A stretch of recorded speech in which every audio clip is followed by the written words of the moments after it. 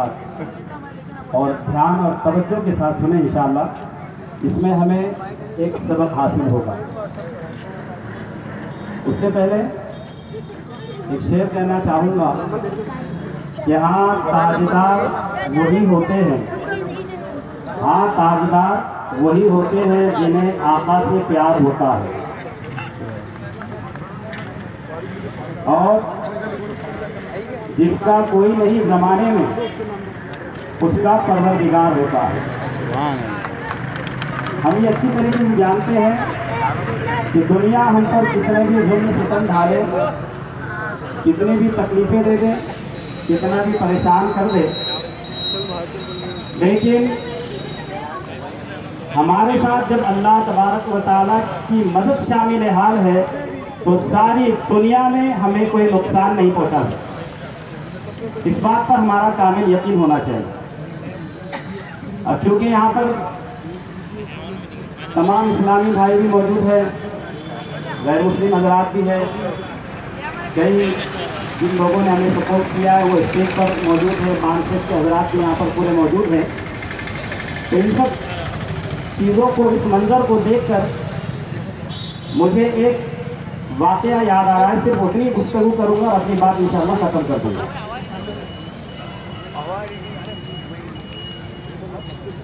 کہ آج ہم سب اتنے یہاں پر جو جمع ہوئے ہیں، یہ جمع ہونا مجھے اس وقت کی یاد دلا رہا ہے جب ہمارے نبی صلی اللہ تعالیٰ علیہ وسلم مکہ شریف سے مدینہ شریف تشریف لائے، اور مدینہ شریف میں آنے کے بعد کچھ صحابہ کرام بعد میں مکہ معظمہ سے مدینہ شریف ہجرت کر کے آئے، جن پر مکہ معظمہ میں کافی ظلم کیا گیا، تکلیفیں دی گئی، اذیتیں پہنچائی گئی، تو وہ لوگ مدینہ شریف تشریف لائے۔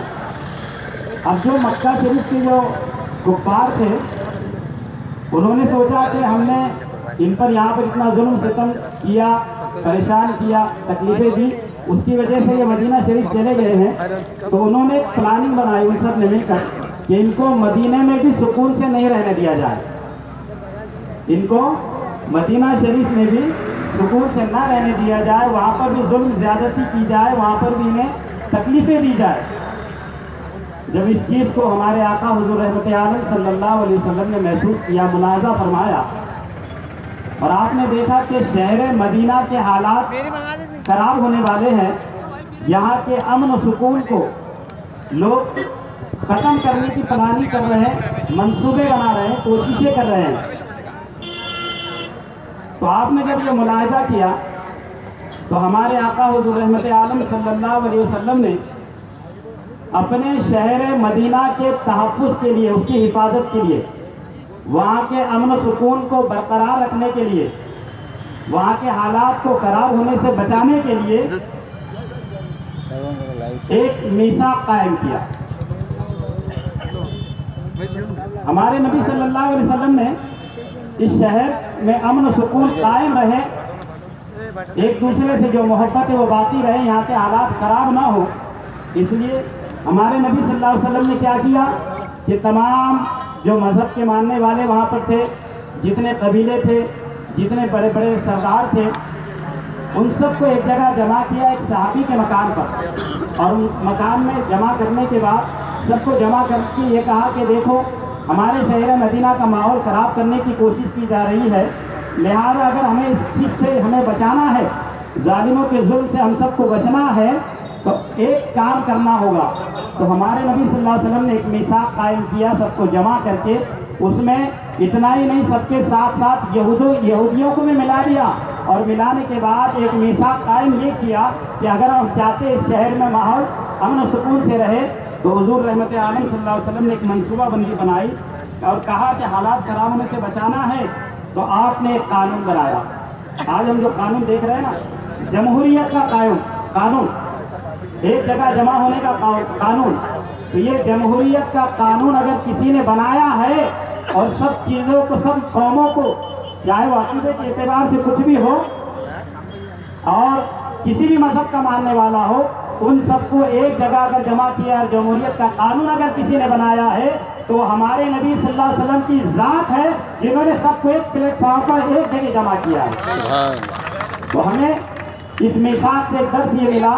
आज इन हालात को देखते हुए कि हमें चाहिए कि जब अमन और सुकून की बात आए और इसको अगर कोई खराब करने की कोशिश करे, हम पर कोई जुल्म ज्यादती करने की कोशिश करे, तो हमें भी चाहिए कि मीसाक मदीना को याद करे और उस वाक़े को और जो मीसाक कायम किया गया था, एक प्लेटफार्म पर सबको जमा किया गया था, उस चीज़ को सामने रखते हुए आज हालात के पेश नज़र जब तक हम एक साथ मिलकर दुश्मनों का और जालिमों का मुकाबला नहीं करेंगे उस वक्त तक हम कामयाब नहीं हो सकते। तो मेरी तमाम हज़रात से गुजारिश ये है कि आज जिस तरीके से हम सब मिलकर हमारे जो गैर मुस्लिम भाई हैं, हमारे जितने इस्लामी भाई हैं, एक जगह जमा हुए हैं, तो ये मीसाक मदीना का फैज़ान है कि जो हमें आज मिल रहा है, हमें इस फैज़ान से दर्स हासिल करना चाहिए और एक साथ मिलकर इस लड़ाई को लड़ने की कोशिश करनी चाहिए। अल्लाह तबारक व तआला की बारगाह में दुआ है कि अल्लाह तबारक व तआला हमें इत्तेहाद और इत्तेफाक के साथ रहने की तौफीक अता फरमाए और हमें कामयाबी और कामयाबी अता फरमाए।